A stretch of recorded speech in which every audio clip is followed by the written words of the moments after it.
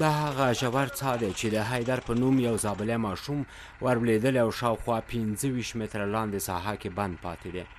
دا د سیمې خلکو سربیره ځایي مسؤلین دي چې د هغه د ژغورلو لپاره له ممکنه لارو کار اخلي.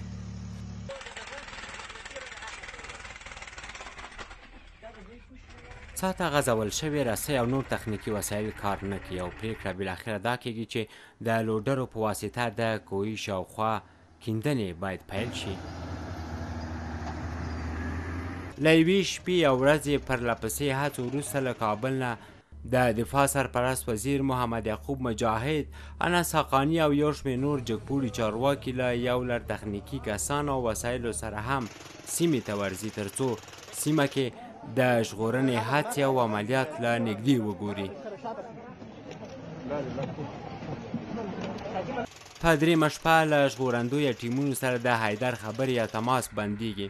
ښایي اکسیجن پرې بند و چې روغتیایي ټیم ناوخته د شپې ورته اکسیجن هم ورساوه.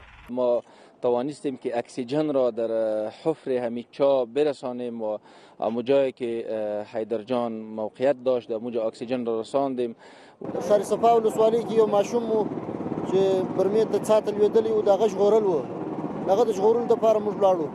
د جمعې په ورځ ژغورندویه ډلو ځایي چارواکو له کابل نه تللي پلاوي ډاډ ورکړ چې حیدر ته نږدې شوي او ژوندی ژغورل کېږي، خو تر راایستلو وروسته هغه ومړ. د وزارت دفاع او د نورو ارګانو لخوا ته ټیمونه استول شوي وو. څه چې د حکومت په توان کې هغه کار وشو، خو د الله تعالی فیصلې وې.